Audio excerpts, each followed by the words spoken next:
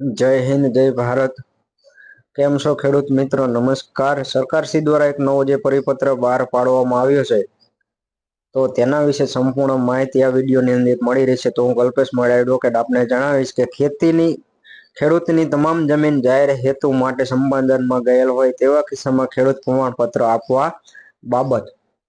तो क्या विषय नी अंदर जे सरकार श्री गुजरात सरकार महसूल विभाग एक नवो परिपत्र जे जाहिर करवामां आव्यो छे 29/11/2024 ना रोज। तो तेनी अंदर आ परिपत्र शुं कहे छे के वंचाण लीधा क्रमांक 1 થી 5 सामे दर्शावेल ठरावोथी खेडूतनी तमाम जमीनो संपादनमा जवाना किस्सामां खेडूत प्रमाणपत्र आपवा अंगेनी जोगवाईओ करवामां आवेल छे के जेमनी तमाम जमीन संपादनमा गयेल होय तेवा खातेदारो जे ते समये अरजी न करवाना कारणोसर खेडूत प्रमाणपत्र मेळवी शके नथी तेवा खातेदारो अथवा तेमना सीधी લીટીના વારસદારો તરફથી ખેડૂત પ્રમાણપત્ર મેળવવા અંગેની મળતી રજૂઆતો પરત્વે આવા કિસ્સામાં રેકોર્ડ આધારિત ખેડૂત પ્રમાણપત્ર આપવા અંગેની બાબત સરકારશ્રીના વિચારણા હેઠળ હતી। તો તેની અંદર જે ઠરાવ જે કરવામાં આવ્યો છે કે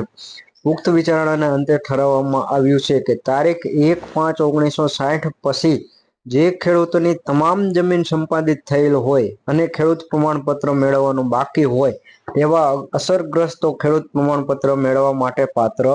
ગણાશે। આ માટે અરજી કરવાની સમય મર્યાદા ઠરાવ પ્રસિદ્ધ થયા તારીખથી 1 વર્ષની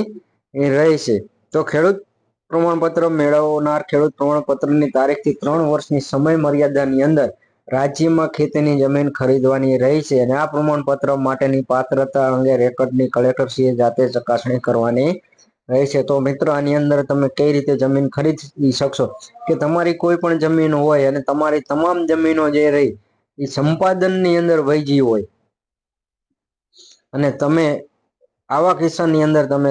જે તે વખતે તમે ખેડૂત ખાતેદાર માટેની અરજી કરી ન હોય અને તેમાંથી તમે રહી ગયા હોય તો તમને હજી એકવાર એક મોકો તમને આપવામાં સરકારશ્રી દ્વારા આપવામાં આવ્યો છે કે તમે આ પરિપત્રના 1 વર્ષની અંદર તમે તેની અરજી કરી શકશો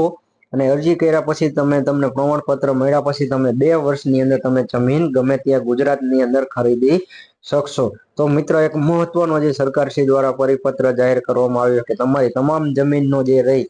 સંપાદનમાં જવાના કારણે તમે ખેડૂત ખાતેદાર મટી ગયા હોય ને તમારી અરજી રહી ગઈ હોય